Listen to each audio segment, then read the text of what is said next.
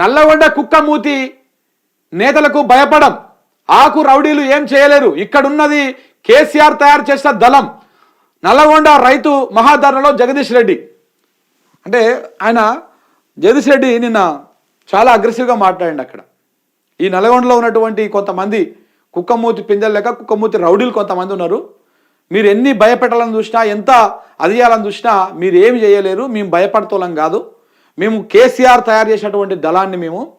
So మీరు ఎన్ని భయపెట్టాలని చూసినా, ఏ రకంగా కేసులలో ఇరికిద్దామని చూసినా కానీ భయపడే ప్రసక్తి లేనే లేదు అని చెప్పేసి నిన్న జగదీష్ రెడ్డి గారు చెప్పడం జరిగింది.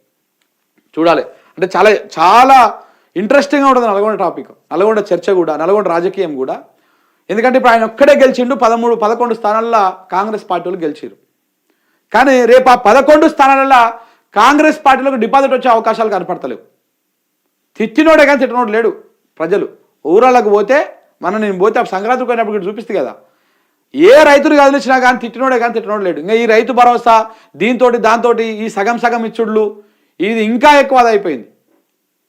చూడాలి మరి ఏమవుతుంది, చివరికి ఎట్లా అవుతుంది, ఇంకొక 3 ఏళ్ళ నాటికి పరిస్థితి ఎట్లా ఉంటుంది, ఆ రోజుకి ఏమవుతుంది అనేది. రైతు బంధు కనుక రేవంత్ రెడ్డి దాన్ని బొందబెట్టిండు అనుకో, రైతులు కనీసము వీళ్ళకు డిపాజిట్ కాదు కదా, ఒక సింగిల్ డిజిట్ పరిమితం చేస్తారు కాంగ్రెస్ పార్టీని. అది చాలా కడుపులో భయం పెట్టుకోవాలి. మనం ఆ పని చేయాలంటే రైతులు కూడా కొంచెం మేల్కోవాలి. రేపు సర్పంచ్ ఓట్లల్లో కాంగ్రెస్ పార్టీకి బుద్ధి చెప్పండి. నేను ఒక జర్నలిస్ట్ అయి ఉండి ఒక పార్టీ లైన్లో మాట్లాడాల్సినటువంటి అవసరం లేదు, కానీ చెప్తా ఉన్నాను. ఎందుకంటే రేపు రైతులు మోసపోయారనుకో మళ్ళీ గోస పడతారు. అనవసరంగా చేతులు కాళ్ళాక ఆకులు పట్టుకున్నా ఏం ఉపయోగం లేదు. ఇప్పుడు సర్పంచ్ ఓట్లల్లో కాంగ్రెస్ పార్టీ ఓడిపోయినంత మాత్రాన కాంగ్రెస్ ప్రభుత్వానికి రేవంత్ రెడ్డి గారి కుర్చీకి వచ్చినటువంటి ప్రాబ్లం ఏం లేదు. ఆయన చక్కగా పనిచేయాలి, ఆయన కొంత భయం పెట్టాలి, మనము జర్రా వాత పెట్టాలంటే రేపు మనం ఓటు రూపంలో అది చూపించాలి.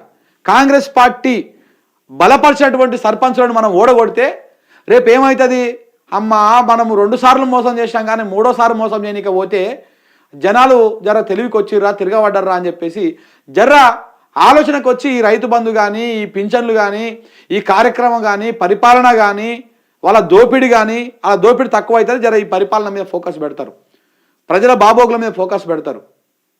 లేకపోతే ఆగమైపోతుంది. ఇంకా కూడా మనం గుడ్డిగా కాంగ్రెస్ పార్టీకే ఓట్లు వేసినామంటే ఇక మనల్ని ఆ బ్రహ్మదేవుడు కూడా కాపాడలేడు. ఇంకా ఇంతకు మించి ఇంకా మనం ఏం చెప్పలేం కూడా.